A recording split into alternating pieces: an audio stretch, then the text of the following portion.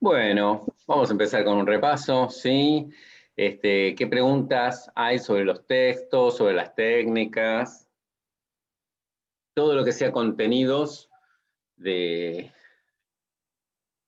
Después vamos sobre cómo es el parcial y todas esas cosas. Primero aprendamos. Diego, una pregunta. Lo de terapia cognitiva de desarrollo estructural también entra, que sería, en realidad en el cronograma figuraba para hoy. Desarrollo estructural. Sí. Yo buscar el programa, me identifico qué es lo que me estás diciendo. ¿Qué más De, decía? Ah, no, no es psicología cognitiva, es análisis transaccional. pero dice terapia cognitiva, a ver, para. Capaz que me estoy No, equivocando. estructural es análisis transaccional. Pero está en la última parte de, antes de que empiece ¿cómo se dice? La unidad, espera, ahí te digo. Antes del capítulo 5, donde empieza análisis transaccional,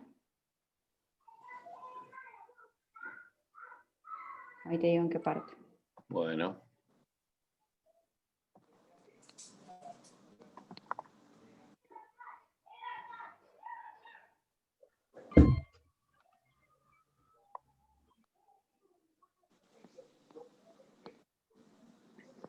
Página 119 dice que es la terapia cognitiva del desarrollo estructural. Y de hecho veía que en el cronograma, hoy supuestamente, o sea, como que tocaba eso, pero no sé. Ahí lo busco.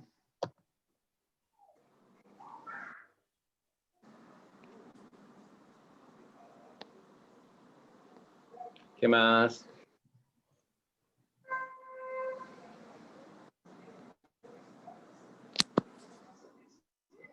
¿Alguna otra consulta?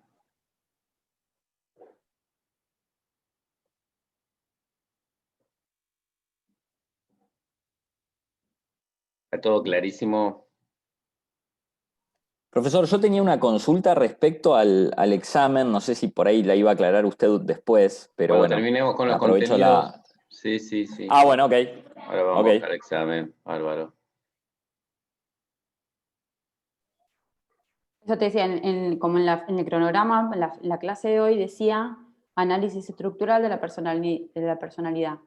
Eso Análisis es análisis funcional. transaccional. Eso es análisis Ah, transaccional. eso no entra, ¿no? No, Hasta no, ahora. Bien. no. Ahí lo encontré.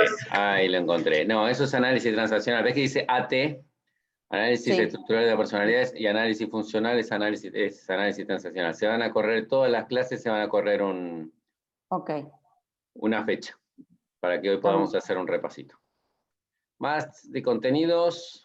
Profe, le hago una pregunta. Externalización del problema con la externalización. Un poco le habíamos trabajado en clase con el ejemplo de, por ejemplo, como que era una nena, ¿no? Que le hablaba una nena, y después en el video, por ejemplo, la docente lo ejemplificaba con ponerle un nombre. Atención, olvido, entonces le hablaba a olvido el paciente. O sea, cualquier situación que implique para la persona ponerse por fuera y observarlo desde afuera, ¿no? Ya sea personificando en alguien, ¿está bien entendido así? O sea, Sí. el nombre de algo. Bien. Sí, sí. Es el olvido, es el alemán, viste que se suele joder, es el alemán que no me deja acordarme. Ese Bien. tipo de Está chistes bien. serían buenos ejemplos de ejemplificación. Perfecto, eso.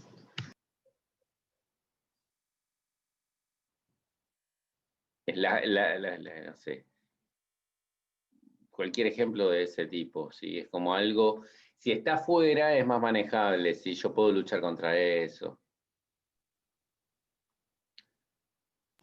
Gracias. Al contrario. Hay ejemplos que son medios limítrofes, por ejemplo, si yo digo, el gordo que llevo dentro, el niño que llevo dentro, ¿es una parte mía o es externalización? Son ejemplos que están ahí en el límite, ¿no? Vamos a acordar que cuando hablamos de una parte nuestra no es externalización, ¿sí? Para este caso.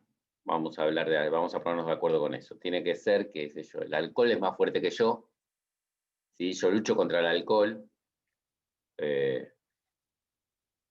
A veces es negativa, por ejemplo, un ejemplo de externalización negativa es cuando yo tengo afuera un recurso, supongamos, mi mujer me da seguridad. También tengo la seguridad afuera. Entonces, la idea es que más allá de que está bueno, de que mi pareja me dé seguridad, de que yo además tenga seguridad cuando no está mi mujer. Entonces, la idea es, en este caso yo pongo la seguridad afuera, soné. No sé, la medallita de la Virgen Milagrosa, qué sé yo, está puesta afuera la seguridad. Bueno, la idea es interiorizar esa seguridad, que sea parte de mí. Entonces, ¿qué más?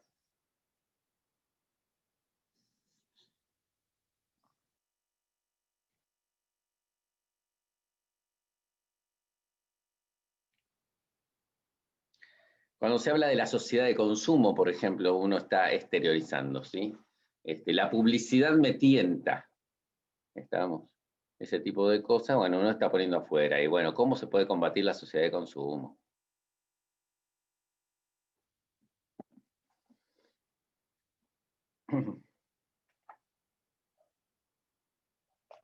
Bien, empezamos por el principio, si no hay preguntas, ¿sí? Vamos con Lazarus. Bien, Lazarus no es una escuela psicológica, pero nos brinda un diagrama para organizar el material que nos traen los consultantes o las organizaciones.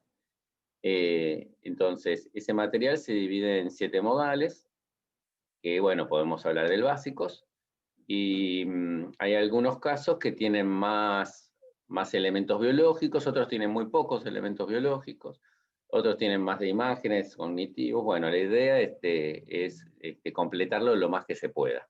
Si no están, uno pone, no hay datos.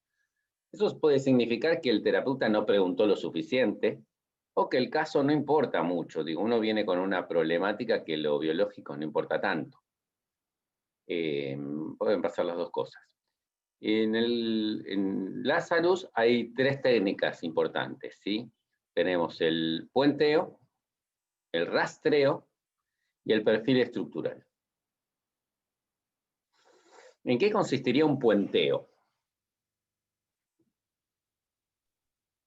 Cuando tratás de ligar dos modales. Muy bien, a través de cómo se ligan.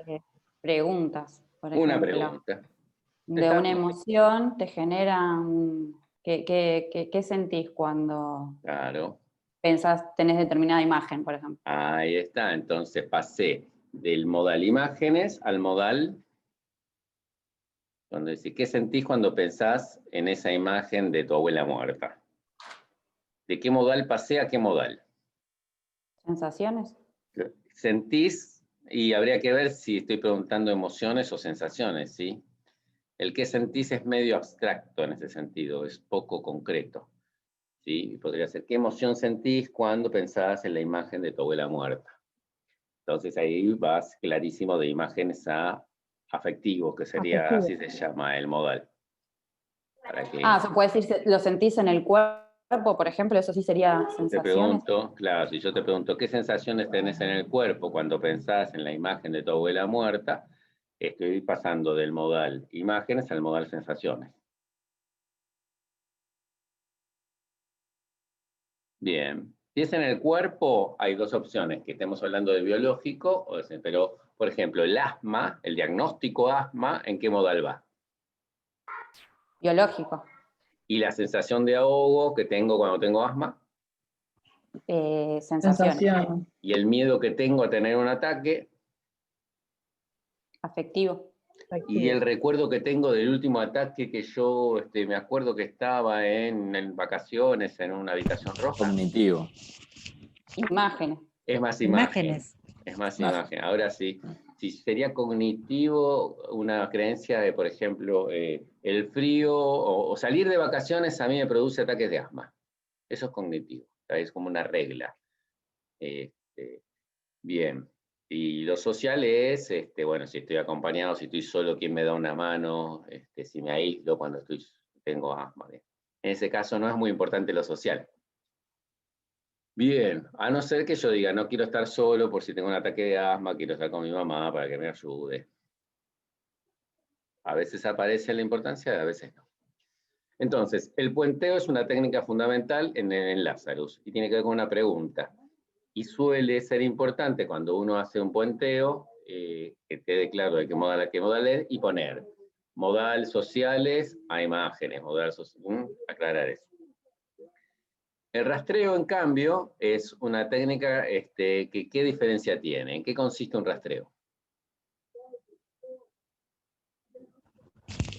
Tratar de ubicar lo que se dice, en qué modal inició el orden de encendido, de lo que se le dice. Ajá, hay una En qué modal se secuencia. inicia, hay una Claro. secuencia. O sea, llegar a el punto de partida del cual es el disparador. Exactamente. Entonces ahí no tendríamos tanto cómo lo contó la persona, sino qué pasó primero. ¿Sí? La pregunta que se debe hacer en el rastreo es, bueno, vos me estás contando que tenés angustia, que tenés imágenes, que te fuiste de esa fiesta en la que estuviste. ¿Qué pasó primero? Primero alguien dijo algo, después sentiste angustia, después sentiste las imágenes. ¿Qué pasó primero? No. Primero yo tuve la imagen de que alguien iba a decir algo, entonces me dio dolor en el pecho, después tuve angustia, ¿sí? Es el orden de encendido, no el orden de que lo cuentas. Si yo te cuento, me fui de una fiesta, no es el primer paso de rastreo, ¿sí? Me fui de la fiesta porque tuve miedo, porque me acordé de una vez que en ese... No, ese no es el orden, ¿sí? ¿Por qué es importante descubrir el orden de rastreo, el orden de encendido? Porque podés, por así decir, atacar el problema de raíz. Estamos para elegir la técnica, la intervención de cambio, vamos a apuntar a las primeras, a los primeros modales. Cada modal tiene un grupo de técnicas de intervención. Tengo acá en la vereda una discusión, ¿se escucha? Una conversación, mejor. No, Listo. no se escucha. Tengo los vecinos conversando y chusmeando en la vereda atrás mío. Si yo tengo el modal imágenes es el que despierta la secuencia de encendido, hay técnicas para cambiar las imágenes. Si yo estoy angustiado porque pienso en la imagen de mi abuela cuando se murió en un accidente, la veo toda sangrienta, esa imagen es lo que me angustia y me produce sensaciones en el pecho. Entonces tengo que cambiar la imagen. Hay muchas técnicas, ¿sí? Podríamos pensar que cambie esa imagen de mi abuela en el accidente por otra imagen de mi abuela en el cumpleaños de 80. Hay otras técnicas de alejar la imagen, de verla más chica, más lejos, de ponerle más oscura. Hay muchas cosas que se pueden hacer con las imágenes que cambian la sensación, ¿sí? Vamos a ir estudiando eso cuando llegue el momento. El cuatrimestre que viene, Nuevas Ciencias 2. Bien, entonces tenemos el rastreo, que se pregunta qué pasó primero, y uno identifica. La respuesta al rastreo se puede poner la frase y el modal. Entonces tiene que quedar, por ejemplo, modal afectivo, modal cognitivo, modal social, conductas. Se puede poner así o se puede poner. Se acordó de la vez que tuvo un problema, modal imágenes. Se dijo a sí mismo, esto es para quilombo, mejor me voy, modal cognitivo. Sintió dolor de panza, modal sensaciones. Agarró sus cosas y se fue, modal conductas. ¿Sí? Serían dos formas correctas de contestar. Una es poner los modales ordenaditos, sin el contenido, y otra explicando. Cuando uno explica, está dándole chances al profesor de entender por qué uno puso lo que puso. A veces uno se equivoca en la respuesta, pero la respuesta que esperaba el profesor. Y el profesor espera una respuesta y uno pone otra, pero está bien justificada. Digo, cuando vos explicas por qué pusiste eso, decís, el tipo entendió el concepto, lo pudo desarrollar, pero lo vio de una manera diferente a como lo vi yo. Eso pasa un montón de veces, que uno termina aprobando respuestas diferentes de las que esperaba. Por eso, si uno muestra cómo llegó a eso, es un poquito, tiene más probabilidades de aprobar. Después tenemos el perfil estructural, que es un cuadro con columnas, un gráfico de barras, en donde, ¿qué se pone? La jerarquía de los modales que van surgiendo, o sea, cuál es el que predomina. ¿Sí? Y si es que hay alguno que no aparece. Hay pacientes muy social, estamos. Hay pacientes donde lo social no aparece ni hace cosquilla, nada, no aparece nadie. Hay pacientes que se la pasan pensando y pensando. Los estudiantes y de psicología, y los psicólogos somos de eso, pensábamos, y yo le dije, y entonces pensé, y entonces me imaginé, y entonces pensé. Pensan, bueno, mucho cognitivo, y hay otras personas que son mucho más concretos. Hice esto, después fui, ¿y qué pasó? ¿Y qué pensaste? No, nada, tenía ganas y lo hice. No se les ocurre. Y hay un grupo de personas que piensan, pero no son muy conscientes de lo que piensan, hasta que en terapia se van dando cuenta. Se llama metaanálisis, ¿no? Yo empiezo a analizar metapensamiento, empiezo a pensar acerca de cómo pienso. Y hay gente parejita. Bueno, ese es el perfil estructural. Entonces tenemos el perfil multimodal de primer orden, que es toda la información que nos brindó el consultante. Perfil estructural de segundo orden, ¿qué diferencia tiene con el primero? Que es más puntual, Que vamos tiene que al ver hecho con el de... síntoma. Está más focalizado en el tema. Puede ser un síntoma o puede ser un tema, la sexualidad. ¿Está bien? Por ahí yo estoy investigando la sexualidad de mi paciente y veo diferentes, qué sensaciones tiene, qué creencias tiene, no sé, el sexo es sucio, qué emociones le produce, si hay alguna cuestión biológica que le complique la sexualidad, por ejemplo, está tomando un antidepresivo que le produce dificultades para tener eyaculación, orgasmo. Entonces, un tema o un síntoma. Hay algo particular que se ve con la de segundo orden. También tenemos el puenteo, que se hace con preguntas de un modal a otro modal y hay que aclarar, y el rastreo, que es el orden de encendido, la secuencia de que se van apareciendo los modales.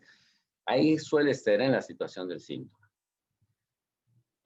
Podríamos pensar la secuencia de encendido en una situación de recursos, no sé, podríamos ver Messi cómo hace para hacer un gol. Entonces él dice, me pasan la pelota, la agarro, conductas. Pienso, voy a hacer esto y aquello cognitivamente, veo la imagen de la pelota entrando, después me muevo, hago esto y aquello, ¿sí? Y festejo con mis compañeros. Entonces empieza haciendo más una conducta, después pasa a ser algo cognitivo, después pasa a ser una imagen y después conducta social. Podría ser en algo saludable, pero en general no se usa así. Y por último el perfil estructural, que es un gráfico de barras donde se muestran cuáles son los... eso no se suele tomar como práctica en un examen porque es totalmente subjetivo, ¿está bien? Vos vas a decir que es mucho, hay mucho biológico, un cuadrito más, un cuadrito menos. No tiene mucha aplicación. Terminando Lazarus, empezamos a ver conductismo clásico. En el conductismo clásico observamos el reflejo condicionado, ¿sí? A veces, dos cosas que no tienen nada que ver terminan como uniéndose. En muchas circunstancias de manera positiva y en otras de manera negativa. ¿Sí? Por ejemplo, si a mí el olor del sahumerio, o del, ¿cómo se llama esto que se usa en las iglesias? Este olor, a incienso. El olor del incienso me produce paz, yo tengo asociado incienso y paz. Y me ayuda a tener un estado de relajación. Pero puede ser que yo tenga asociado gatos con peligro. Y entonces esto me puede producir alguna dificultad. Porque cada vez que veo gatos me da miedo. Deme un segundito, por favor.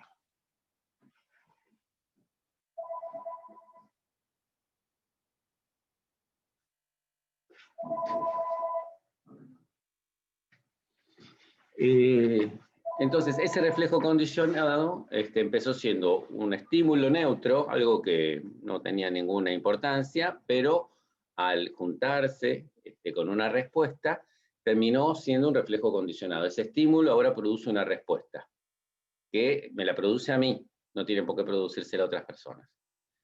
¿Cuál es el ejemplo histórico que se habla de esto? El del perrito. Pablo. Sí. Pablo y sus animales, sus perros, ¿sí? Él logró que saliven haciendo sonar una campana cuando las campanas no se comen. Pero claro, él las unió así. A veces se encuentran reflejos condicionados de segundo o de tercer orden porque, no sé, yo condiciono la comida con la campana con una bicicleta, la bicicleta con mi voz, la voz con el olor de mi perfume. Entonces, el perro siente el olor de mi perfume y saliva porque se fueron juntando varias cosas asociadas. ¿Cuál sería una problemática? ¿Qué tipo de problemáticas puede traer un paciente que tenga relación con un reflejo condicionado?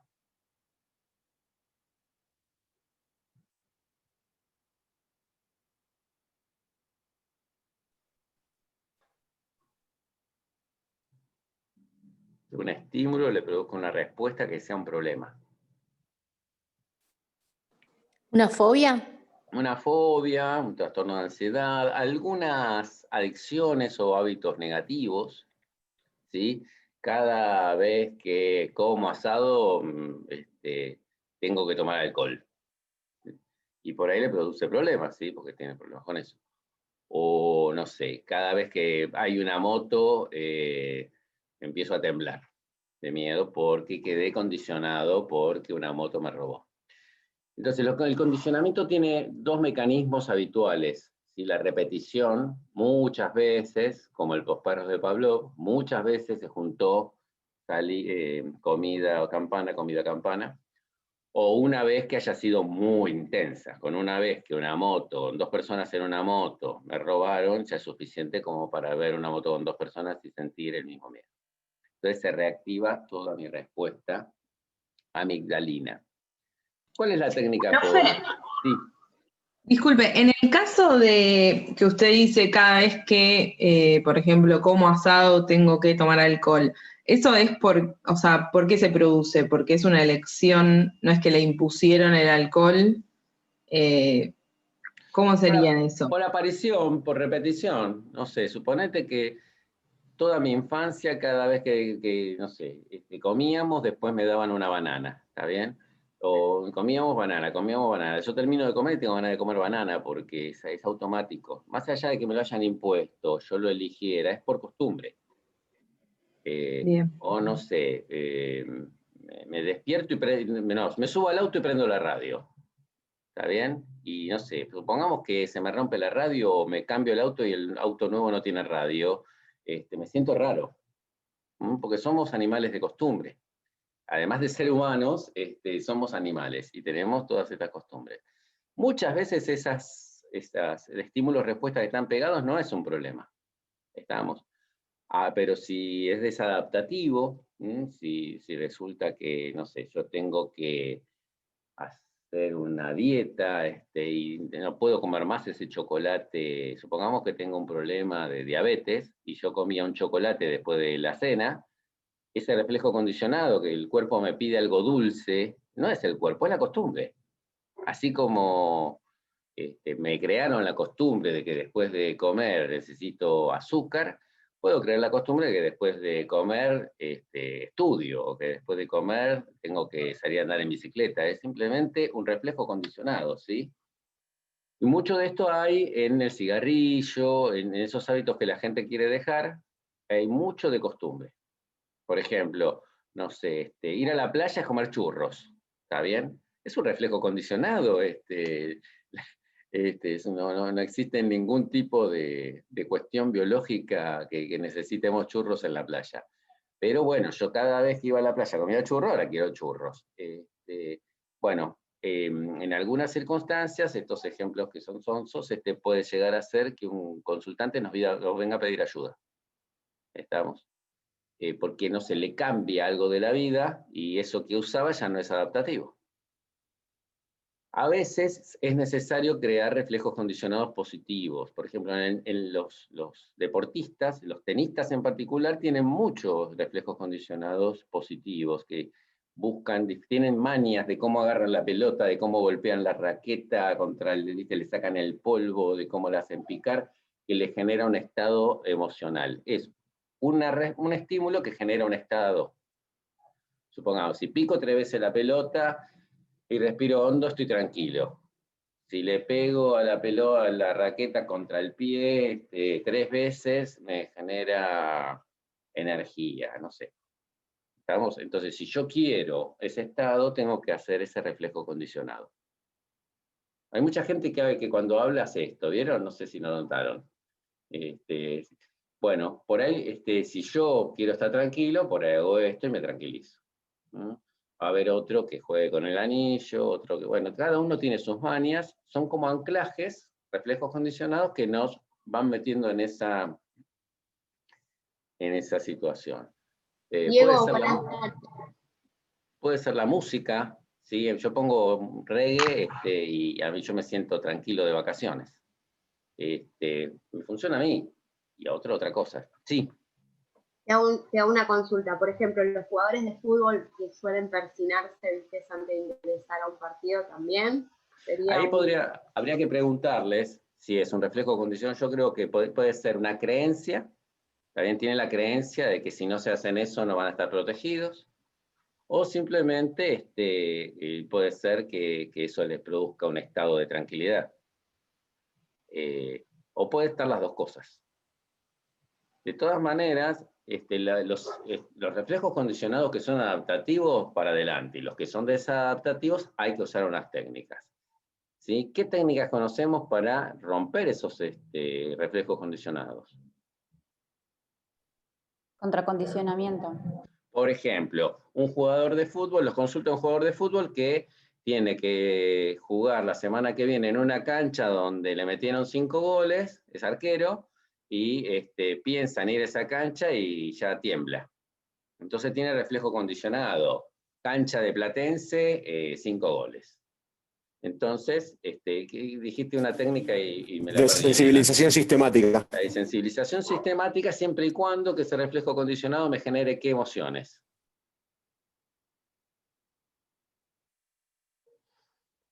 Desadaptativas. ¿Pero cuáles? Hay dos. Ansiedad. Ansiedad y miedo, fobias. ¿Sí? La desensibilización sistemática funciona con esas. Si yo quiero que una persona que tiene reflejo condicionado de fumar para tranquilizarse, no me va a servir la desensibilización sistemática. Se desensibiliza la reacción ansiosa automática que yo tengo a un estímulo. Pero si yo siento placer y tranquilidad cuando fumo, o al mismo pensar en el cigarrillo, no lo voy a poder combatir con desensibilización sistemática. Porque ¿cómo es el mecanismo de la desensibilización sistemática? Que empieza a mezclar para que se pierda la ansiedad. ¿La relajación? Se mezcla. Sí, una situación relajante. Relajación, que sirve de ansiedad. ancla. Claro. Se busca una gran relajación con poca ansiedad. Por eso empezamos en la jerarquía empezamos con las situaciones que tienen menos intensidad de ansiedad. ¿Sí? Empezamos con las que tienen poco. No sé, si yo pienso en cucarachas, no digo estoy tocando la cucaracha así. No, pienso en el dibujito de a 5 metros de una cucaracha. Un dibujito que hizo mi hijo. O la palabra cucaracha. Entonces empiezo por eso que es poco ansioso, me genera poca respuesta, con mucha relajación. Entonces la relajación le puede a la ansiedad. Después voy por el dibujito un poquito más cerca, o un muñequito de la cucaracha, que tiene un poquito más ansiedad, pero la relajación le puede. Y así voy aumentando el desafío, pero la relajación siempre es superior. Si no, no funciona la desensibilización sistemática. Hay como un efecto dominó. Yo había puesto una jerarquía de estímulos ansiógenos, que cuando yo bajo las 5 o 6 de abajo, estas que estaban acá arriba pierden un poquito de fuerza. Hay un efecto que se llama generalización. Si yo le tengo miedo a los mosquitos, por generalización le voy a tener también miedo a las moscas. Y también un poquito de miedo a los grillos, y un poquito de miedo a todo lo que sea más o menos parecido. Y de la misma manera, cuando hay mejoría, hay mejoría en los estímulos parecidos. Entonces, cuando yo trabajo los primeros 5 estímulos, los otros 5 que estaban en 8, 7 o 9 o 10, empiezan a ser de 5 o 6. Entonces, esta relajación, que cada vez yo me entreno y cada vez me pongo más fuerte en la relajación, les gana.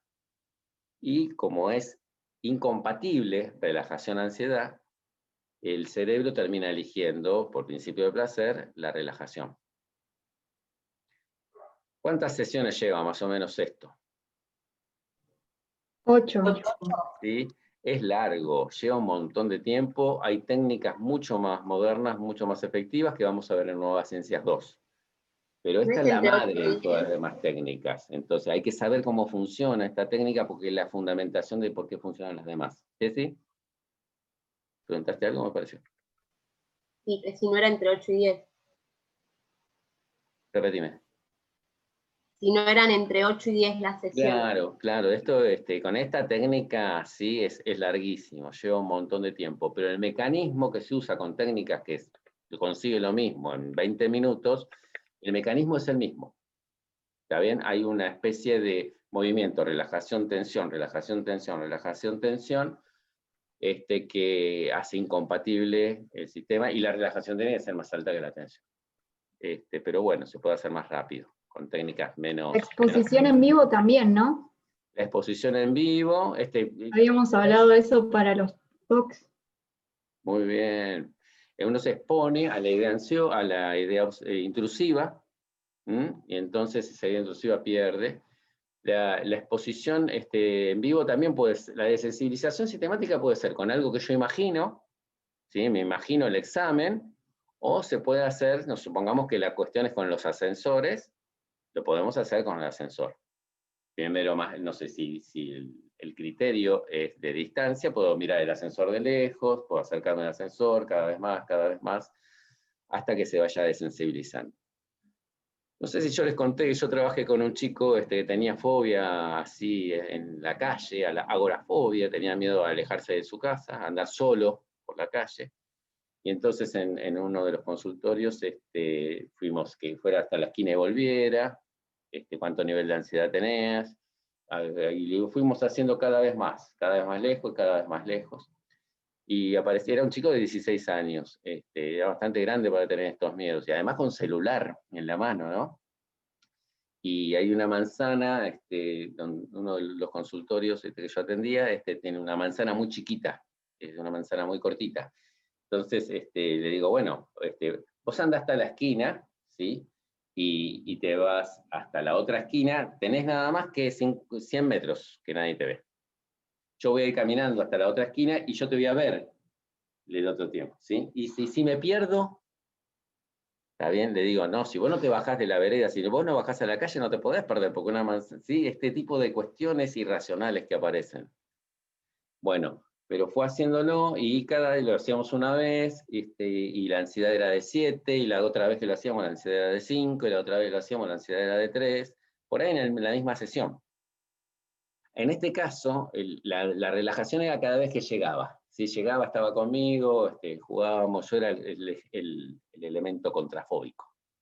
Se relajaba, íbamos a hacerlo de vuelta, bueno, cualquier cosa me llamás. Primero, muy cortitos. Y después terminó, cuando le di de alta, hacía 3 manzanas al mismo tiempo, ¿no? O sea, no era la misma manzana que daba 3 vueltas, sino que agarraba y hacía un recorrido bastante grande ahí en el barrio. Y venía tranquilo, no tenía ansiedad.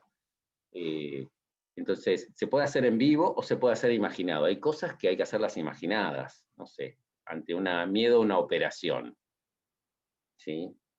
O no vas a tener el mal gusto de conseguir una cucaracha para hacer la técnica con una cucaracha.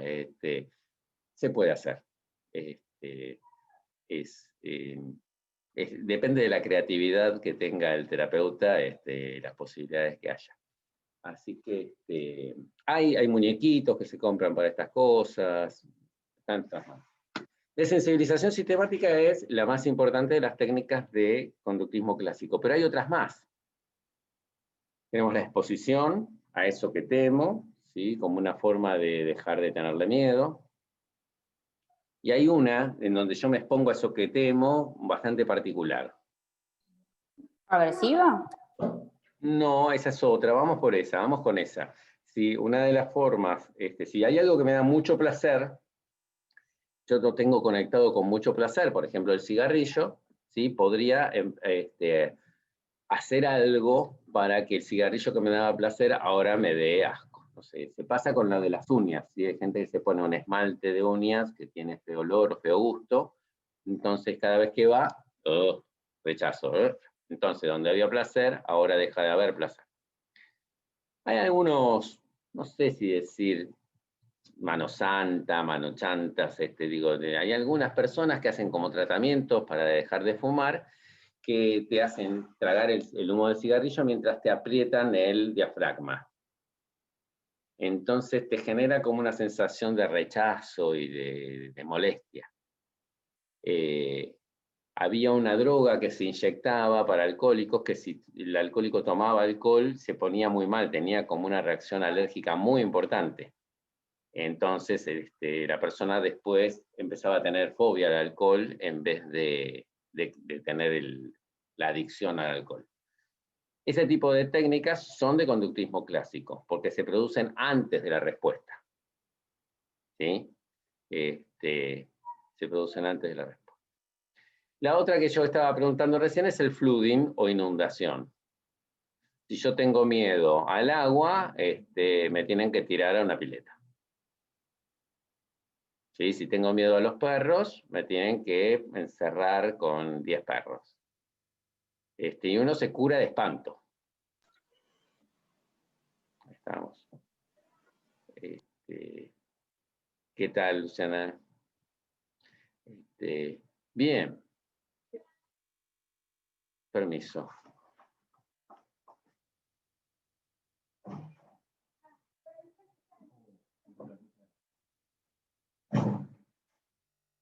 Dejé la luz del auto prohibido si me vinieron a avisar.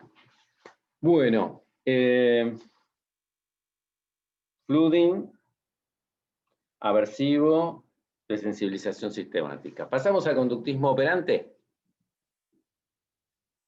¿Qué diferencia habría entre el conductismo operante y el clásico? Después de la conducta. La intervención, ¿sí? El elemento controlador, la intervención que se realiza es después de la conducta, ¿sí? Si yo compré en YPF me cargaron puntos, me dieron un premio por haber comprado ahí. Como eso pasa después de que compré, lo que va a suceder es que yo voy a tener ganas de volver a comprar en YPF, porque esos puntos los puedo cambiar por un café con leche. Bien.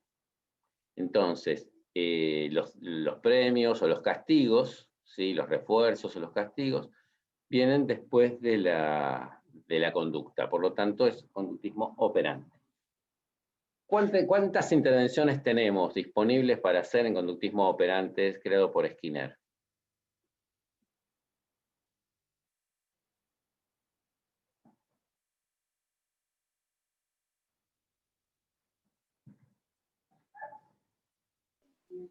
Serían refuerzo positivo, refuerzo negativo, castigo negativo o extinción, digamos, que sería ignorar. Por eso, serían 5 entonces, ¿sí? Tenemos 2 refuerzos, 2 castigos y 1 refuerzo. Son las 5 posibilidades que tenemos. Después se combina con si eso es material, si es social, ¿no? Yo te doy un beso, o te doy una galletita, no sé, el pescadito que le dan al delfín es material. ¿Sí? Si lo acarician, es social. Entonces, hay refuerzos y castigos sociales, materiales, y hay uno más, de actividad. Si yo te permito jugar a la Play, no es ni social ni material. Si yo te regalo la Play, sí es material. Pero si yo te doy permiso para salir a andar en bicicleta, o para jugar a la Play, o para hacer home office, te estoy dando un refuerzo de actividad. Si te saco esa actividad, te estoy haciendo un castigo de actividad. Y después tenemos este tipo de cuestiones de si es de intermitente, como la máquina de el tragamonedas, que da refuerzos intermitentes, bueno, y además azarosos, no sabes cuándo. Si hay una conducta, ¿no? Por ejemplo, el aguinaldo tiene una razón fija. Cada 6 meses hay aguinaldo, te premian por mantenerte en ese trabajo.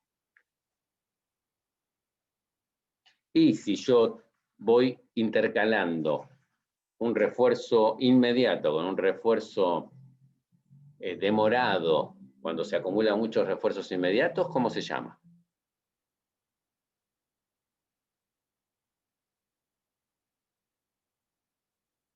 ¿Cómo se llama la técnica de pegatinas o de juntar créditos y materias para recibirse de psicólogo? Economía de fichas. Economía de fichas. Economía de fichas, ¿está bien? Si yo quiero viajar a Miami con los puntos de la tarjeta, voy juntando millas, cuando llego a determinada cantidad de millas, puedo intercambiarlas por un premio mayor. Pero cada vez que yo consumo me dan un refuerzo positivo inmediato. Son puntos. Y después todos esos puntos los cambio por un refuerzo demorado. Los refuerzos inmediatos son un poquito más efectivos, sobre todo para chicos, para animales, ¿sí? Hay que ser bastante adulto para bancarse, juntar todos los puntos para recibirse de psicólogo o para cambiar un pasaje después de 3 años. Hay que tener mucha capacidad de postergar. Muy bien. ¿Vieron qué adictivos que son esos juegos de los parques de diversiones que te dan los ticketcitos? Y vos tirás la pelota de básquet o matás las cucarachas, esos son adictivos. No sé por qué generan tanta adicción. Bueno, es una economía de fichas, ¿sí? Vamos a juntar más tickets para cambiarlo por el muñeco. ¿Cuánto sale el muñeco? 200 pesos. Te compro el muñeco, no me hagas pagar más fichas en los juegos que me salen una fortuna. Pero sí es muy adictivo. ¿Cómo sería un refuerzo negativo? Quitar algo. ¿Quitar algo? Que le genera placer. Si vos me quitas algo que me genera placer, ¿yo voy a querer volver a hacer esa conducta que hizo que vos me quites algo? No. Vamos a ver la definición. ¿Cómo es una definición de refuerzo? Es un evento, objeto o conducta. Desagradable. Refuerzo. Ah, sí, continuabas con lo anterior. Ahora sí, ahora lo hilé, Claro. tenés razón. Vamos con esto. La definición de refuerzo nos orienta para que no nos confundamos. Si uno sabe las definiciones y las aplica, no hay confusión. El problema es cuando empezamos a adivinar al tuntum, ¿sí? Los refuerzos aumentan la probabilidad de que yo repita una conducta o la disminuyen. Aumenta. Esa es la única palabra, es la palabrita que diferencia el castigo del refuerzo, ¿sí? Evento, objeto o conducta que aumenta la probabilidad de que una conducta tenga lugar es un refuerzo. Y si disminuye la probabilidad de que una conducta tenga lugar o se repita, es un castigo. ¿Cuándo es positivo? Cuando ese castigo o ese refuerzo es algo que se te da. Si es algo que se te retira, es un refuerzo o castigo negativo. ¿Sí? Si yo te saco la Play porque te vino mal el boletín, si yo te saco el permiso para andar en bicicleta, si yo es un castigo negativo. Ahora, si yo quiero hacer un refuerzo negativo, te tengo que sacar algo agradable o algo desagradable. No, un castigo, claro, si vos estás haciendo una tarea que no te gusta, pero venís haciendo bien tu trabajo, te saco esa tarea que no te gusta y te doy más de lo que te gusta. Más tareas Ahí ya estarías combinando refuerzo positivo y refuerzo negativo. Eso es maravilloso, ¿está bien? Pero supongamos que yo tengo todos los días que Sacar la basura y lo odio. ¿Está bien? Pero hoy ayudé los deberes a mi hermana. Y mi mamá me dice, hoy no saques la basura porque ayudaste a tu hermana con los deberes. La saco yo. Se me retira algo que no me gusta y eso es un refuerzo negativo. ¿Está bien? Porque me sacaron algo que no me gustó y entonces, si a mí me retiran un monto que yo tengo que pagar al cargar nafta los miércoles con la tarjeta del Banco Nación, yo quiero cargar nafta los miércoles, porque en vez de pagar 1.000 pesos pago 900. Sí, o cuando pagás en término los impuestos, te sacan los intereses. De hecho, esto está funcionando bastante mal en Argentina. ¿Sí? Si yo pago los impuestos como corresponde, termino pagando más que el que se metió en una moratoria porque le hacen descuento. Entonces, hay refuerzos positivos al deudor y el que paga bien, no refuerzos. Entonces, ¿qué pasa? La gente no paga. Porque después le hacen un plan de pago en 28 cuotas, con descuentos, lo que fuera. Si eso se maneja bien, la gente va a querer pagar. ¿Sí? Supongamos que yo tengo dos hijos. Un hijo que le pido algo y lo hace inmediatamente y lo hace bárbaro. Y otro al que le pido cosas y no lo hace, le tengo que pedir 10 veces y lo hace mal. Él me está, ¿sí?, castigando y reforzando a mí. ¿A quién le voy a querer pedir la próxima tarea? Y el que hace siempre las Que lo hace bien. Todo. Entonces, mi hijo, que cuando le pido algo, me da 20 vueltas y hace las cosas mal, me está castigando por pedirle cosas. Uno cree que yo soy el que controla a mi hijo, pero mis hijos, mis empleados, mis estudiantes, ¿sí?, es de ida y vuelta el mecanismo. ¿Está bien? El profesor condiciona de una manera esquineriana a sus estudiantes, pero los estudiantes también a los profesores. Si yo cada vez que explico algo, ustedes me hacen así, me están reforzando que siga con algo. ¿Sí? Si ustedes no me dan bola, están desestimando, están castigando algo. Y se da un mecanismo de ida y vuelta. A veces no tenemos tan en cuenta las idas y las vueltas. Se dan de los dotados. Bien. ¿Cómo es un no refuerzo?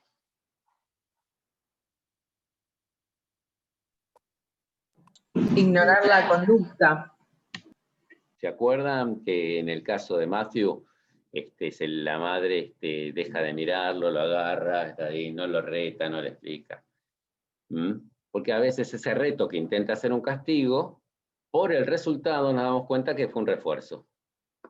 Matthew se portaba mal para que le prestaran atención. Entonces, hay una técnica en particular donde al nene lo separan, lo alejan un ratito. 1 minuto por año de vida. ¿Cómo se llamaba? Tiempo fuera. Tiempo fuera. Bien, eso es una técnica de ignorar. No es un castigo, ¿sí? No es un refuerzo, ¿sí? Y tiene que ser un lugar aburrido, tiene que ser algo que no tenga mucha gracia. Por eso la mamá lo saca del shopping, porque el shopping es interesante para él. En cambio, estar en la calle así quieto con la mamá no tiene sentido. Te aburre. Profe, pero en ese caso no se le saca algo que él quiere, por ejemplo, en el caso de la casa que lo dejaban en un rincón sin juguetes, sin nada. Según desde donde lo mires, puede pensarse como que es un castigo, se lo puede pensar como que es un digo, depende cómo se lo mire. ¿Sí? Por eso les decía hace un rato que es importante cómo justifican las respuestas. ¿Está bien? Para mí esto es un castigo porque se le está sacando, es un castigo negativo porque se le saca la atención, ¿sí? No, para mí es un no refuerzo porque se lo pone en un lugar donde no recibe ningún tipo de atención. Hay cosas que son opinables, ¿sí? Sobre todo con el nivel de conocimiento que manejamos de conductivismo. Cuando uno se profundiza, no tiene más dudas, pero en este ámbito, a la hora de clasificar un poco rápido, surgen cosas que son limítrofes. Bien, ¿qué es un programa de reforzamiento?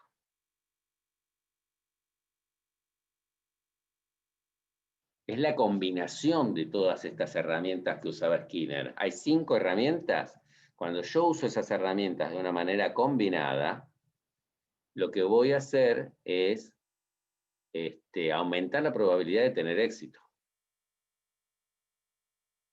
Supongamos, voy a decir una pavada total. Si yo voy a más de la velocidad permitida, me ponen una multa. ¿Qué sería eso? Un castigo positivo. Está bien. Si yo, supongamos, no es algo que pase en Argentina, pero supongamos que pasan 3 años sin que reciba multas, supongamos que la ciudad me hace un descuento en la patente. ¿Qué sería eso? Un refuerzo positivo.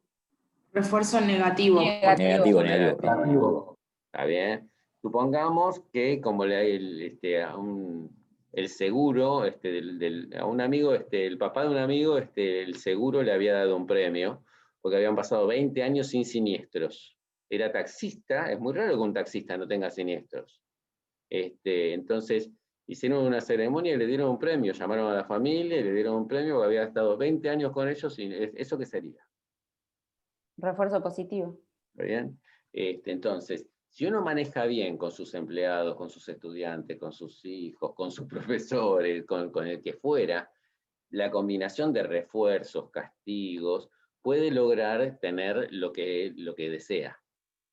¿Sí? Entonces, los programas de fidelización de las empresas, si sos un cliente frecuente te damos más beneficios, si no sos cliente frecuente no te damos bola, si viniste fuera de término te castigamos con un precio, con una multa.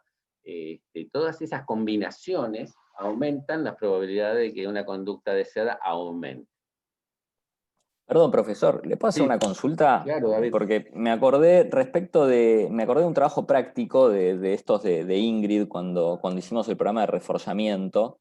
Y bueno, en nuestro grupo debatimos bastante porque consideramos en el programa que lo ideal era que hubiera refuerzos tanto positivos como negativos, que hubiera también un poco de ignorar algunos hechos, pero no que hubiera castigos. Puede ser que no siempre, o siempre hay que utilizar algún castigo cuando uno realiza el programa. No, es caso a caso. Y además, si va en contra de mis principios como terapeuta, como padre o como docente, está muy bien respetar los principios que tiene por eso, el programa de reforzamiento debería ser a medida del sujeto al que va apuntado. Pero para que sea coherente también tiene que ser a la medida del sujeto que tiene la autoridad de implementarlo. ¿Estamos? Si para mí como docente está mal, qué sé yo, retar a un alumno en clase, por más que diga eso, no lo voy a hacer. Yo lo voy a corregir en privado, ¿está bien? Y lo voy a felicitar en público. Pero es una cuestión de principios de coherencia. Ahora, en hechos es muy probable que un castigo en público funcione. Si vamos al resultado, no a lo ético, al resultado, los castigos funcionan. Ahora bien, ¿cómo se mide si algo es un castigo o si es un refuerzo? Por el resultado. ¿Está bien? Si cada vez que mi hijo trae un boletín mal, yo, le saco la Play y después trae el boletín peor y yo le saco la televisión y después trae un boletín, entonces lo que estoy haciendo está funcionando como refuerzo, no está funcionando como castigo. Por eso hay que ver paso a paso. Los programas de reforzamiento son todos plan betas, son todos versiones que están ahí dispuestas a modificarse. Profe, una pregunta. De hecho, a tal punto están para modificarse que se empieza premiando una conducta por una frecuencia, supongamos. Si yo tengo un nene que se está portando mal, le voy a dar una pegatina cada 5 minutos que se porta bien. Después de un mes que usé eso, le paso a 10 minutos que se porta bien, porque viene mejorando. ¿Estamos? Entonces, cada 10 minutos que se porte bien, le doy una calcomanía. Después cada 15, después cada 30 minutos y después uno por día. No sé. Todos estos programas hay que ir retocándolos. De hecho, en los de premios, de las tarjetas, te cambian los premios. Porque vos ya los tenés los premios, ¿para qué vas a querer de vuelta a la procesadora o el Smart TV? Entonces te van cambiando los premios. En ese caso, ¿no pasa de que pierde valor? Por ejemplo, quizás a la primer pegatina, o sea, todo muy novedoso, pero a la tercera ya es como que la persona dice, bueno.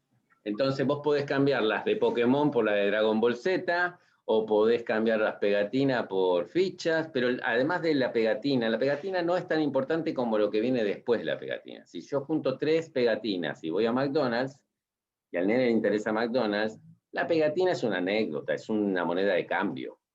Está bien, un billete de 100 pesos no le mueve a nadie nada, no me importa el billete de 100 pesos. El tema es lo que puedo comprar con los 100 pesos. Por eso lo más importante no es la pegatina, que sí, si es de frutillita para la nena, si es de Pokémon para el varón, lo que sea, es suma, pero la cuestión es qué hace después con eso. Si yo pongo, no, a las 300 pegatinas te llevo a McDonald's, para un nene es un bajón. ¿Está bien? Ahora, también puede ser que cuando aparece el castigo positivo, había leído en su momento que el castigo positivo activa en el sistema nervioso de un sujeto, de un mamífero específicamente, activa como el sistema de huida o de defensa, digamos. Activa la alerta, la alarma del organismo. Bien. Por eso se habla desde ese punto como que no sería tan efectivo el castigo positivo, sino más bien como que lo que enseña en realidad, lo que genera aprendizaje nuevo es el refuerzo, y el castigo más inhibe comportamiento, por así decirlo. Estamos de acuerdo, y el video que les mostré de Matthew apunta a eso. Tiene muy pocos castigos, ¿sí? Se llama educación positiva, ¿está bien? Es una línea de trabajo de se reducen los castigos a su menor expresión y se aumenta lo positivo. De última, si hay algo que no me gusta, voy por el no refuerzo. Eso en la práctica requiere otra cabeza. Sí, requiere una cabeza muy creativa para ser muy bueno con los refuerzos. En nuestra cultura latina tenemos el castigo muy a flor de piel. Es lo primero que se nos ocurre. Entonces, hay que cambiar mucho la cabeza. Pero sí, es lo que está. El paradigma actual es ese. Y tiene una explicación. La verdad que la relación entre las personas se ve un poquito deteriorada cuando hay un castigo.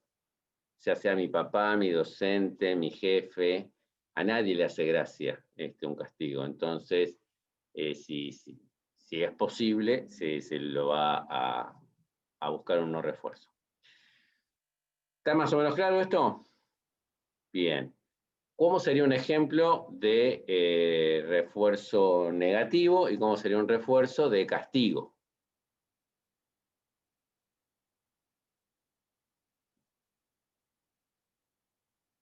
¿Desde lo teórico o desde la práctica? Como prefieran. Porque si saben uno, saben el otro. Refuerzo negativo es dejar de retar, dejar de insistir para que haga la cama. Bueno. Castigo, pedirle que ordene la habitación, mandarlo a ordenar la habitación a un chico, todas las cosas. Que no le gusta, ¿no? Bueno. Va a depender del caso, pero está bien. Si a un nene le molesta que le digan Carlitos ordenar la habitación, Carlitos ordenar la habitación, cuando le dejo de decir es un refuerzo negativo. No aplica a todas las personas, hay gente que no le importa, pero sí. Para algunas personas va a ser un castigo que le digan que ordenen la habitación, para otras no le va a molestar. Por eso hay que elegir el refuerzo, el castigo y el no refuerzo a la medida de la persona. Los intereses, las edades, los valores. ¿Qué son un mecanismo, un programa de reforzamiento con autocontrol?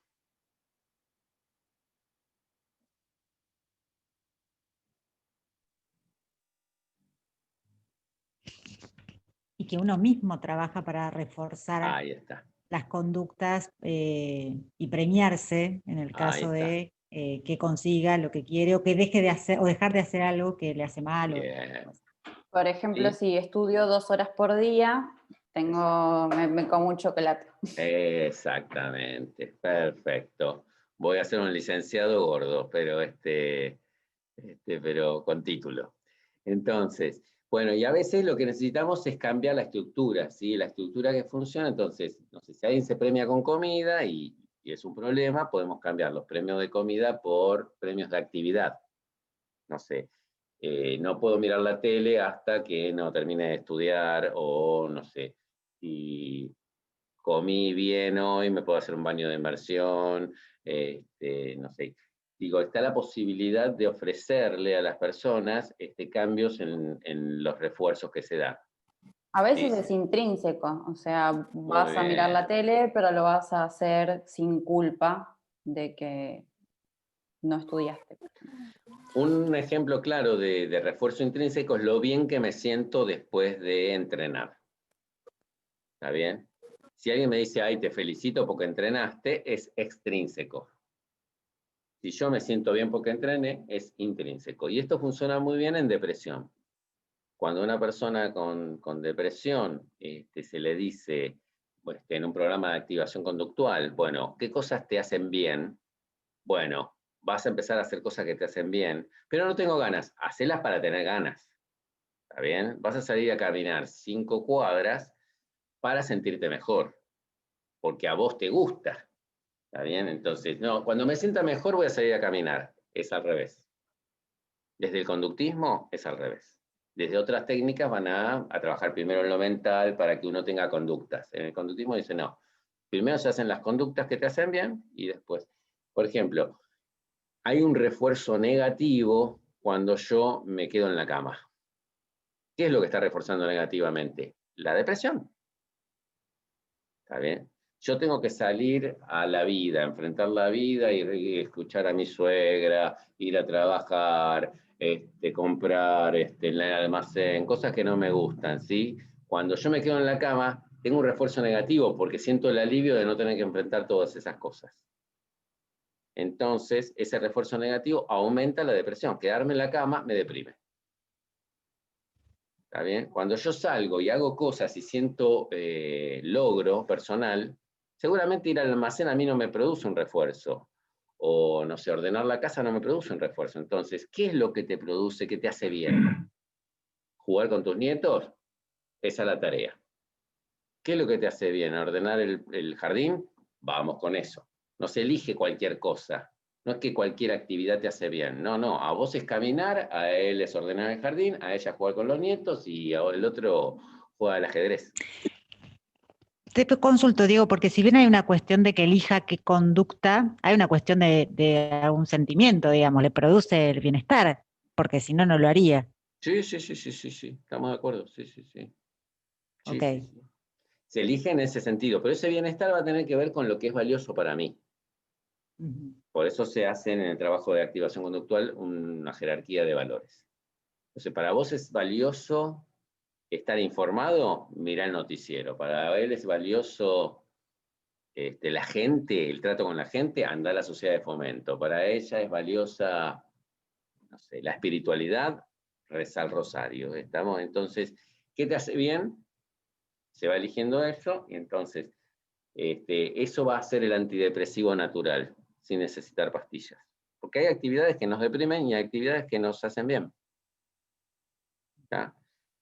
Eso se trabaja. También otra cosa que se puede trabajar desde el conductismo operante son las habilidades sociales. Todo lo que ustedes vieron en el primer cuatrimestre con Evangelina, ¿sí? Es de las habilidades sociales, ¿cómo se refuerzan? ¿Cómo se aprenden? Con conductismo operante. ¿Qué podemos hacer para que una persona que no tenía una habilidad la adquiera?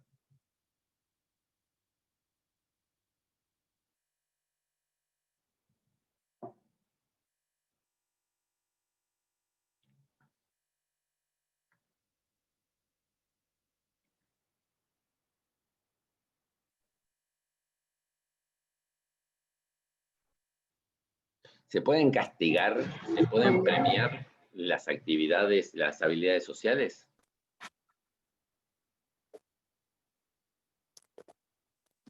Con juegos de roles se puede aprender habilidades sociales, por ejemplo. Muy bueno, muy bueno. A ver. ¿Qué sería esto del roleplay, de intercambiar juegos, o un juego de rol propiamente dicho, Esteban? No, entiendo que con juegos de roles, más que nada con niños, por ahí se puede Claro. el tema de las habilidades sociales. Claro. Me parece que más, desde lo lúdico, me parece que es más atractivo, más que la Bien. teoría en sí. Muy interesante, muy interesante. ¿Sí? No sé, se puede armar un juego de rol en donde haya que pedir perdón, pedir permiso, dar las gracias. Está bueno, está muy bueno. Entonces, cada vez que vos cumplís con el desafío y lo haces bien, se te dan, no sé, tus compañeros. Supongamos que hay 5 jugadores. Yo me caigo en un casillero que dice dar las gracias a mamá, me hizo la chocolatada, te toca darle las gracias. ¿Sí? Si yo doy las gracias bien, mis compañeros me dan una ficha cada uno. Si yo doy las gracias más o menos, me dan algunos fichas. Si doy las gracias de una manera incorrecta, no me dan fichas. ¿Sí? Podría ser, digo, para pensar. Esto sería extrínseco. Ahora, si yo, no sé, por ¿El ejemplo, modelado podría ser? a ver, Y, por ejemplo, bueno, el tema de que la persona vea a otra realizando, digamos, determinada actividad que tiene que mejorar y perfecto. pueda ir copiando de alguna manera esas actitudes, esas conductas que tiene y bueno, e ir incorporándolas, ver cómo lo hace. Excelente.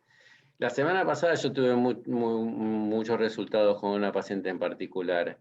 Primero, desde la narrativa identificamos una conducta problemática como inmadurez. ¿Sí? Esto fue narrativa. Digo, como una persona de qué edad te estás comportando cuando haces eso. ¿Y qué haría una mujer de tu edad? Entonces estamos poniéndole una narrativa. Ya no es divertido, vamos a decir una pavada, ponerme en pedo, ¿sí? No es que es divertido, es una inmadurez, ¿sí? Es algo que haría una persona de 17 años. Es una narrativa, ¿está? Otros van a decir, no, esto es enfermedad, esto es abuso, esto es uso. Bueno, esta narrativa le gustó a mi paciente. Entonces, lo que, bueno, no, sí, emborracharse es un signo de inmadurez. Me estoy comportando como de 17. ¿Y qué haría una persona de 34? Tomaría un poquito y sabría decir basta. De acuerdo. ¿Qué personas maduras, cómo hace? ¿A quién conoces? ¿A qué persona que admirás, que es madura, sabe manejar bien el alcohol? Fulana. Bueno, vamos a ver cómo hace fulana, ¿sí? Cuando te juntes con tus amigas, fíjate qué hace Alejandra. ¿Está bien? Y Alejandra haría esto, haría eso. Bueno, a ver, prueba, comportate como Alejandra la próxima vez que salgan y vemos qué pasa. ¿Cómo te sentís? ¿Qué te sucede? ¿Está bien? Bueno, la verdad es que fue menos divertido, pero también me sentí más orgullosa de mí misma. ¿Está bien? A veces la gente no tiene modelos positivos de cosas. ¿Saben con qué sucede mucho con el tema pareja? ¿Sí? A veces uno no tiene un modelo adecuado de pareja. Mirás alrededor, tus papás, tus abuelos, tus hermanos, tus amigos, entonces uno se comporta según ese modelo. Y entonces se cuesta tener conductas diferentes.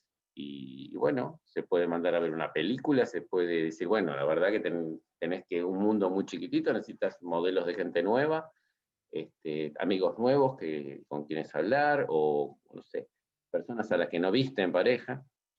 Bien, el modelado es un muy buen sistema, ¿sí? Después está el moldeamiento, ¿se acuerdan del moldeamiento?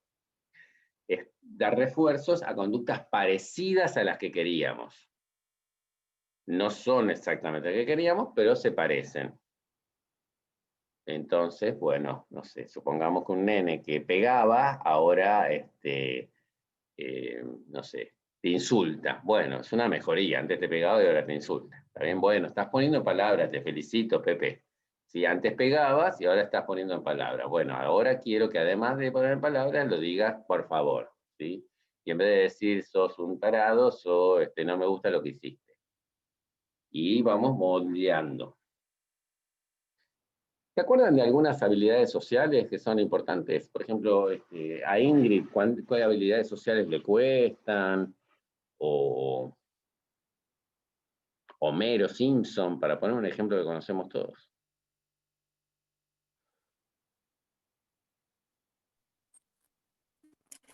A Ingrid pasar al frente le cuesta mucho. Bueno. Bien. Las Pero relaciones porque interpersonales. temía la burla de sus compañeros. Claro, entonces, ¿qué habilidad concreta necesitaríamos estimular? De hablar, Lo social. de hablar en frente de los demás, sin miedo a equivocarse. Bueno. Su timidez, su falta de seguridad, El miedo al error, la desconfianza, sí. No son conductas, no son habilidades. ¿La asertividad? Bueno, la asertividad está más cerca. Sí, sí, sí. Habilidades sociales. Interacción es una conversación. Por ejemplo, comenzar una conversación es una habilidad. Bueno, habilidades de comunicación, entonces. Tiene que mejorar. Claro, ese es el grupo. Muy bien. Comenzar una conversación, hablar de pavadas, de pasatiempos, ¿sí? No sé, del fútbol un ratito, del clima otro ratito, pedir permiso, dar las gracias, corregir a alguien, confrontación. Son diferentes habilidades sociales que son más concretas, digamos. Saludar, por ejemplo, a un nene que tiene un trastorno general del desarrollo, puede ser que necesitemos enseñarle a saludar, mirar a los ojos. Hay patologías como que les cuesta y no entienden que mirar a los ojos es importante para el otro. Yo sé, para vos no es importante, pero no sé, vos querés caerle bien a tu jefe y cuando te habla tenés que mirarlo a los ojos. Se puede enseñar, no es algo que hay que ser ingeniero de la NASA. Y se hace de manera automática, porque la verdad que... Te hago una consulta, ¿el manejar la voz? Y ya el es tema muy de manejar los finito. tonos de voz, ya muy Eso es fino. más oratoria que una habilidad social, pero está bueno lo que estás planteando, porque a la hora de corregirte, no es lo mismo que te corrija así a que te corrija, bueno, mirá, Florencia, la verdad es que lo que estás planteando. Sí, es importante. Claro, porque por ahí hay muchas personas que cuando tienden a hablar al público se les entrecorta la voz y manejar ese, que es más una cuestión también emocional, digamos, que les cuesta Sí. por ahí. Sí, sí, sí. No sé si se puede manejar desde el conductismo. Sí, sí, sí, sí, sí, sí. Yo creo más en esto del intercambio de rol, ¿no? Yo te muestro de hablarte así, y después te muestro de hablarte así, cuál te gusta más. Bueno, ahora practica uno, ahora practica el otro. Pararse bien. Bueno, quiero venir a decirles que caminar sexy, ¿está bien? Animarse a moverse, sí, sí, son todas pequeñas conductas que a veces uno puede ver, no lo va a decir en ningún libro, va a decir entrenamiento en caminar sexy, ¿está bien? Pero por ahí yo veo que en determinada persona puede ser importante, ¿está bien? Quiere ser modelo y no sabe caminar sexy. O no sé, tiene problemas en la conducta de coqueteo, y bueno, hay que explicarle este tipo de cuestiones que pueden estar prohibidas por el mandato argumental. Bueno, déjenme ver algo.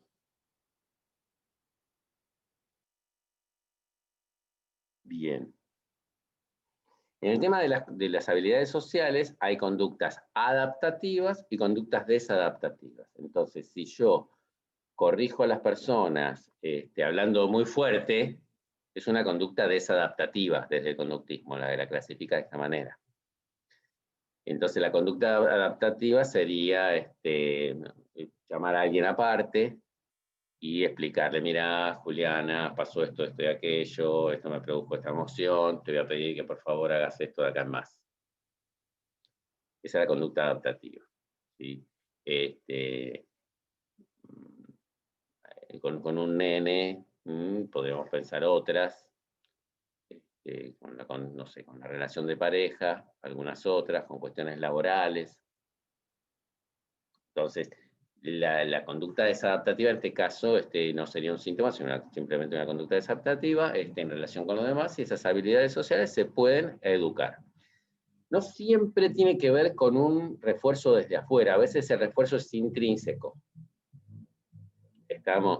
Yo, no sé, me animé a conversar en mi trabajo con mi compañera y nadie me dijo, ay, qué bien, Diego, que ahora hablas con tu compañero. Yo me sentí más cómodo las 8 horas que estaba trabajando, hablando de pavadas con mis compañeros. Están hablando de música y entro a hablar de música, están hablando del clima y entro a hablar de griego, y yo me siento bien aunque nadie me premie. Entonces el refuerzo es intrínseco. Hay veces, profe, disculpe, que pueden darse los dos, ¿no? O sea, intrínseco y extrínseco. Sí, claro. Si me felicitas porque bajé de peso y además yo me siento mejor porque bajé de peso, el refuerzo es doble, sí. También existe la posibilidad, digo, si alguien es peleador, ¿está bien? Te busca pelea, che, ¿qué haces? Qué bueno, te carga, narigón, vení, che, gordo, digo, y vos no respondes a esa pelea, ¿qué estaríamos usando? ¿Qué herramienta de conductismo operante estaríamos usando? No refuerzo. No refuerzo. Y estoy haciendo no refuerzo a una conducta desadaptativa. Estamos a buscar camorra. Ser así, querellante. Entonces, este tipo de cuestiones serían útiles en un programa de entrenamiento en habilidades sociales. Me salté cognitiva, Chen. Me salté todo lo que es cognitivo. Vamos a ver cognitivo, un poquito de narrativa y vamos cerrando. La clase de hoy la voy a subir, ¿sí? La voy a subir porque como en un ratito fuimos repasando todo. En cognitiva vimos que está Aaron Beck, Albert Ellis y Anthony Robbins. Tienen clasificaciones diferentes para las creencias, ¿no? Ellos tienen el modelo pienso y veo, luego siento y hago, y creen que ante un estímulo uno primero piensa y después siente emociones. Esto es bastante discutible, pero es el modelo de los cognitivos. Entonces, si yo quiero mejorar cómo me siento, ¿qué tendría que cambiar? Lo que pienso. A esos pensamientos, estos autores llaman creencias. Albert Ellis las separa en irracionales y racionales. ¿Y cómo las llama Beck a estas creencias irracionales? Distorsiones cognitivas. Bien. Y Anthony Robbins habla de creencias limitantes y potencializadoras. Son diferentes nombres para lo mismo. Y cada uno tiene técnicas diferentes a la hora de la práctica. Bien.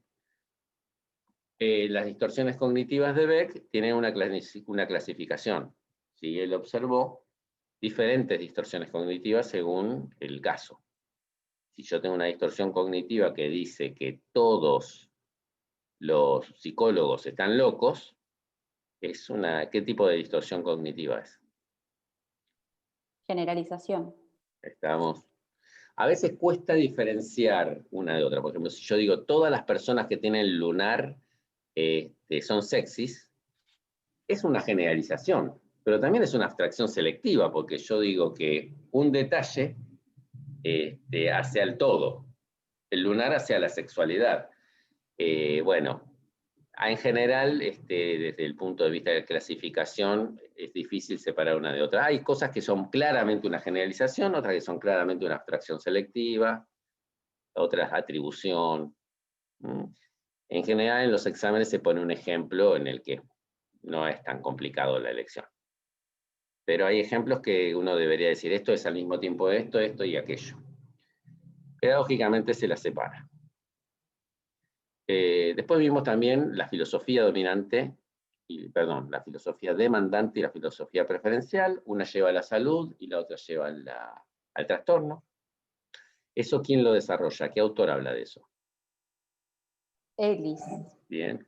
hagan como cierta diferenciación de qué autor hace cada técnica, qué autor habla de cada cosa, porque se parecen bastante. Después Ellis tiene una técnica que es su favorito. ¿Cuál es?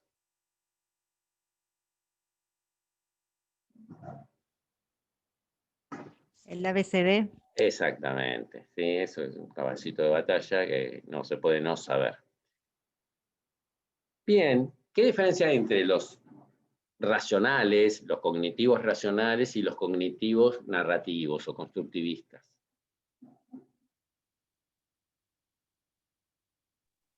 La perspectiva que tienen de la realidad. Claro, claro. Los cognitivos racionalistas van a decir, vamos a buscar la verdad. Usted está equivocado como está pensando, por eso está deprimido. Usted tiene que ver la vida como es. Usted está ansioso porque está viendo las cosas como más peligrosas de lo que son. Tiene que ver las cosas como son, de una manera racional. Los narrativos constructivistas dicen, no, no es que exista una realidad. Esta persona está pensando algo que le hace mal. La verdad que no sé cómo es la realidad. Vamos a ayudarlo a que tenga una historia dominante que le permita ser feliz y que le permita tener mejor relación con los demás. ¿Sí? Si yo tengo un problema de ansiedad social porque pienso que el mundo es peligroso, voy a buscar una historia dominante, una nueva historia, un alternativismo constructivo que me permita relacionarme con los demás adecuadamente. Si yo paso de que todos son malos a que todos son buenos, ¿es un progreso? No es adaptativo, porque voy a firmar cualquier contrato, voy a prestarle plata a todo el mundo, voy a tener sexo sin preservativo, no sé, voy a ser una barbaridad, ¿está bien? Entonces, tiene que ser una historia nueva, que sea más adaptativa. Que sea diferente no quiere decir que sea mejor. Bien, ¿qué sería la historia dominante? Lo que la persona cree fielmente, digamos, que es, por ejemplo, soy un inútil. Y ya se cataloga de esa manera y todo lo cataloga a partir de ahí. Yo no soy inteligente porque siempre me llevé matemáticas, ¿no? O no soy inteligente porque repetí tercer año de la secundaria. Bueno, ese tipo de historias dominantes pueden hacerme mal. No sé, después no estudio, me traen un problema porque no estudio. Yo soy vago porque no hago gimnasia. ¿Está bien? Entonces yo me creo esa historia y actúo según esa historia. Porque lo que dicen los narrativos es que los seres humanos nos contamos historias. Entonces yo me voy a contar la historia de quién es Diego Argentino, y esa historia puede ser adaptativa y funcionar bárbaro en la vida, para levantarme minas, para conseguir plata, para disfrutar de la vida, para tener amigos. O puede ser una historia dominante que me haga que no pueda tener relaciones con chicas, que no gane plata, que no estudie en la facultad. Sí, a la historia va a producir efectos, positivos o negativos. Si es positivo, dale para adelante. ¿Sí? Si son negativos, necesitamos hacer alguna alternativa ahí.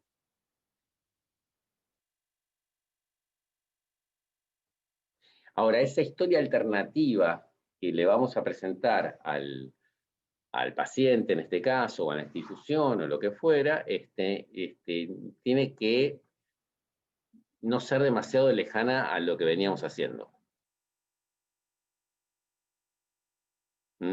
Por ejemplo, esta paciente que yo les comentaba que decía, soy una boluda porque me emborracho y después los lunes falto a trabajar, ¿está bien? Yo transformé, digo, vos no sos ninguna boluda, si vos te recibiste de esto, tenés un buen laburo, te compraste tu casa, digo, no, boluda no, pero a veces tenés conductas inmaduras. A veces sos una mujer muy responsable que funciona como si tuvieras 34 años y a veces funciona como si tuvieras otra edad. ¿Sí? Y fuimos buscando diferentes conductas en donde funcionaba como adulta y otras donde... Esto era más o menos creíble. Esto era una historia que podía comprar. ¿Estamos? Cuando uno hace un alternativismo constructivo, tiene que explorar eso. Si la nueva historia es totalmente ajena, ¿está bien? Si yo a alguien ateo le quiero hacer creer que Dios lo cuida y lo quiere mucho, me lo va a rebotar. ¿Estamos?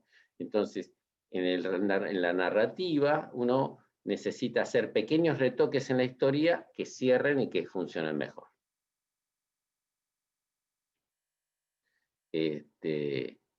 Pequeños retoques que decir, ahora que lo veo de esta manera, va bárbaro. Pero si es muy opuesto a lo que yo pienso, muy, muy opuesto, no lo voy a aceptar. Tiene que ser pequeños cambios que sean aceptables y que me hagan ver las cosas de una manera que funcione mejor. Por ejemplo, o sea, tiene que ser más creíble para la persona. Tiene que ser creíble, no va a dejar de creíble, creer. No más creíble que la anterior, tiene que ser creíble, como para que yo me anime a probarla. Ok, claro, porque si la persona cree que soy una borracha, por ejemplo, soy una borracha, sí, dale. Entonces me paro desde ahí, soy una borracha y por ahí me planteas otra cosa, por ahí no sos una borracha, si no te gusta el alcohol en demasía, por ejemplo. Vamos, bien, bien. O sea, vamos bien, planteándolo bajándole la intensidad. Dale. Pero bueno, no se va despegando, digamos, o sea, se va despegando un poco más de esta idea que tiene de que están determinados. Vamos a suponer que pensar que sos borracha para vos es moralmente inaceptable, porque tu abuelo era borracho y era un HDP, que abusó sexualmente de todas las nietas. Entonces, ser borracho es muy desadaptativo ese pensamiento. ¿Sí? Entonces necesitamos algo diferente, ¿está bien? Entonces, podemos cuestionar primero, ¿sí? A ver, Florencia, ¿vos te emborrachás todos los fines de semana? No, claro. Yo solamente cuando, no sé, cuando salgo con mis amigos, no sé. Bueno, y lo que podemos encontrar es, puede ser que todavía no hayas, digo, hay cosas que, hay gente que aprende a tomar en la adolescencia, alguna vez se pone un pedo y aprende, digo, puede ser que no hayas aprendido a tomar todavía. Puede ser que necesites aprender a tomar, por ejemplo, vos en la adolescencia no tomabas, empezaste a tomar a los 25, ¿sí? Puede ser que todavía no hayas... ¿Estarías dispuesta a aprender a tomar? Bien, entonces la narrativa es, la dominante era, soy una borracha. La nueva es, no es que soy una borracha, todavía no aprendí a tomar. ¿Sí? Y la gente tiene que aprender a tomar como tiene que aprender a manejar, a ser sexy, a trabajar, a estudiar, a lo que sea. Bueno, vamos a aprender a tomar. Entonces se puede hacer diferentes cosas. Yo tuve que ayudar a un paciente a aprender a tomar. Y entre otras cosas, lo que hicimos fue investigar en internet sobre el tema y lo que le cambió la vida fue empezar a mezclar un vaso de cerveza, un vaso de agua. Un vaso de cerveza, un vaso de agua. Cuando empezó a hacer eso, dejó de emborracharse. Esto es agua, claro. Quiero pruebas. Sí. Jessica, ¿quién era que preguntó? Sí. Nada, eso, ¿qué es aprender a tomar, no? Porque, por ejemplo, todos en la adolescencia fuimos y nos hemos agarrado algún peo que otro, pero yo hoy como adulta, por ejemplo, ese estado... Habla por vos, Jessica. No, mentira. No me vería en ese estado hoy como adulta y no me gusta tampoco el estado. Entonces tomo en alguna comida y no me gusta ese estado ni cómo me veo. Es decir, por ahí más, cuando era más chica, sí. Pero eso es muy subjetivo, el tema de aprender a tomar, ¿no? Todo lo de la narrativa es subjetivo. Pero si el consultante podría lo ponerse... acepta, vas para ahí. Es que hay que ver si es funcional o no. Si es funcional o no lo es. Exactamente. No importa qué es aprender a tomar. Racional y objetivamente. Es lo que nosotros... Pero podría ponerse como decía Jessica, creo, el tema de, bueno, ¿qué es aprender a tomar? Y planteárselo a la persona, bueno, como límites, a ver, te desmayaste. Entonces, bueno, no está bueno por ahí llegar a ese punto. Entonces, por ahí tomemos menos. Yo lo que quiero que se capte, y esto, tenemos una linda oportunidad para esto, es que es más esperanzador. Que yo puedo aprender a tomar o que soy un borracho.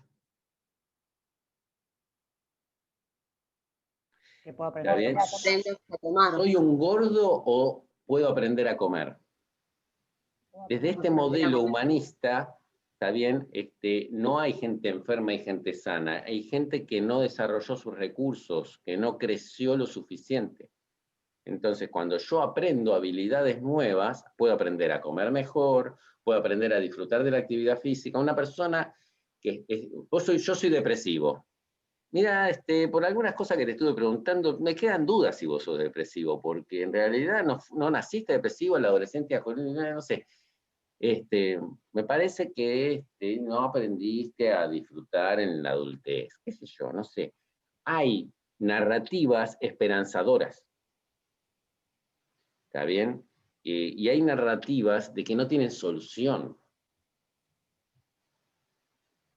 Soy un fracasado, soy un perdedor, son narrativas que no tienen salida, no hay proyecto.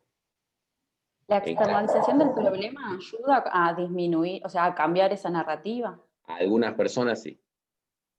¿Está bien? Algunas personas ayudan, porque cuando lo veo como que hay algo que está afuera, el problema está afuera y que yo puedo ayudar, es para los que les gusta pelear contra las cosas, ¿está bien? A la gente rebelde le gusta la externalización, ¿sí?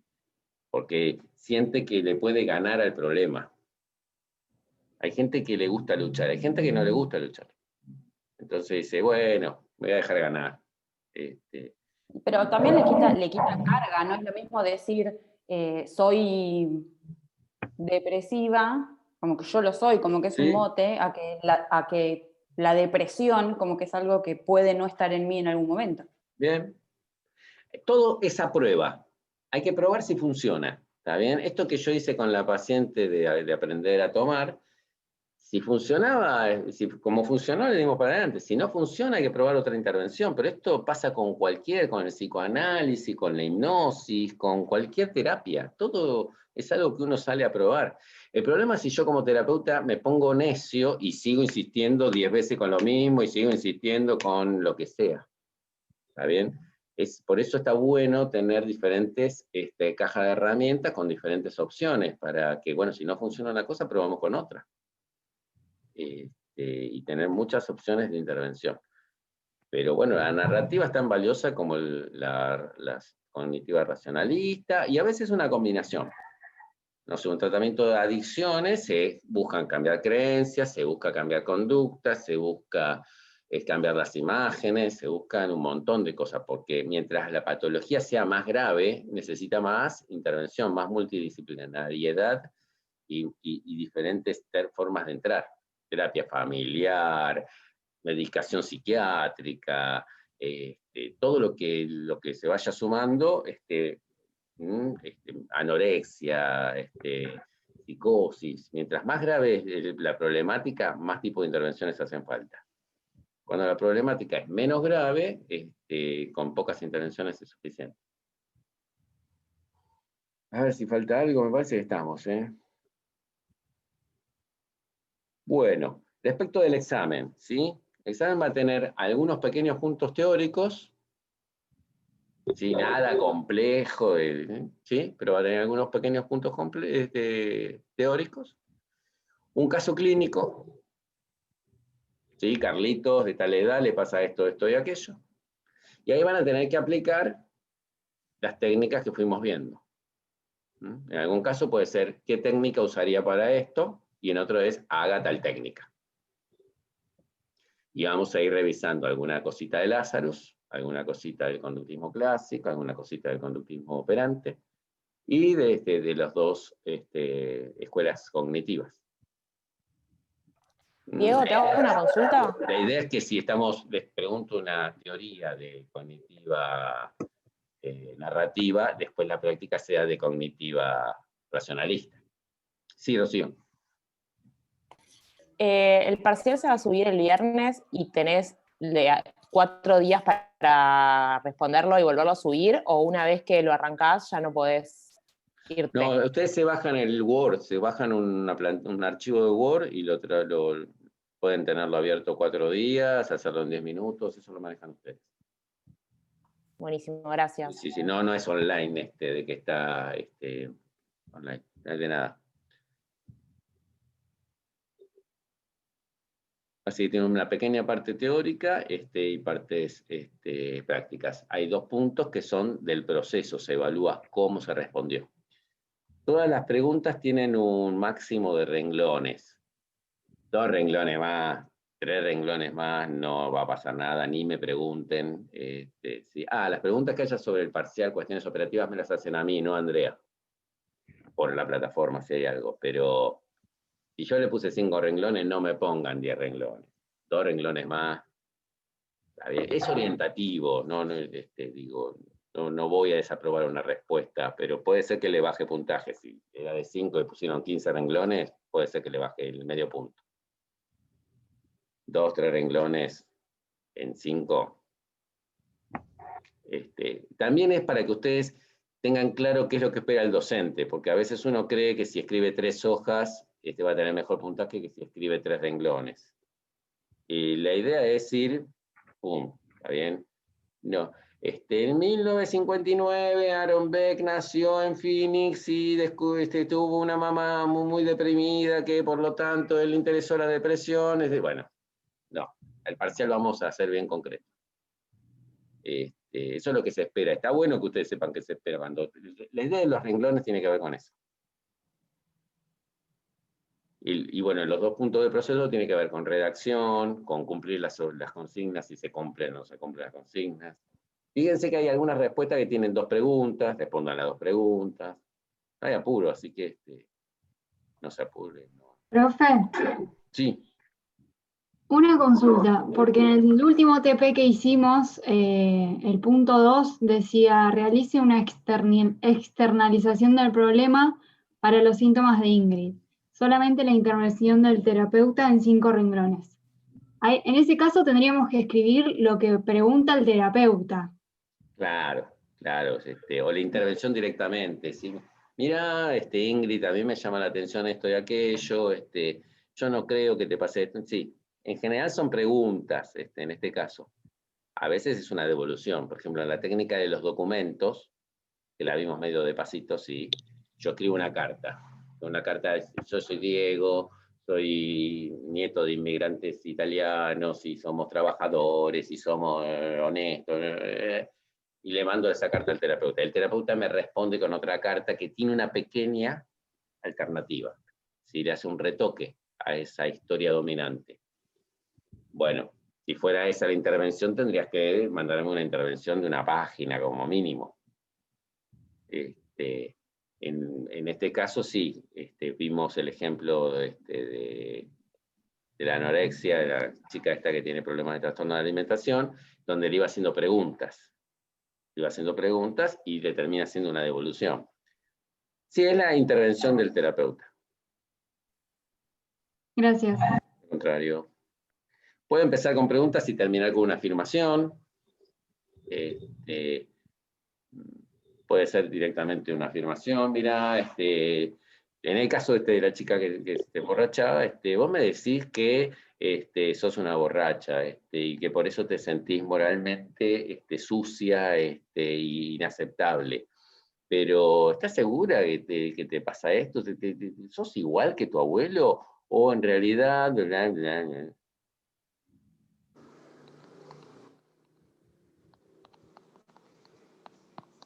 Entonces, las preguntas sí son una buena forma de hacerlo.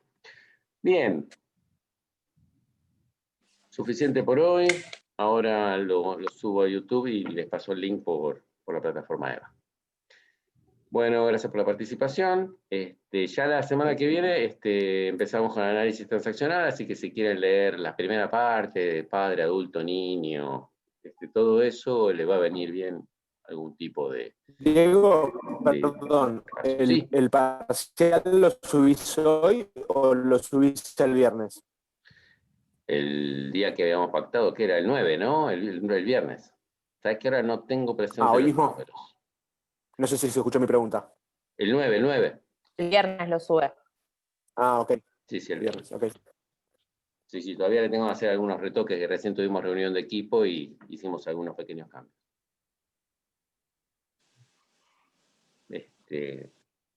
Muy bien.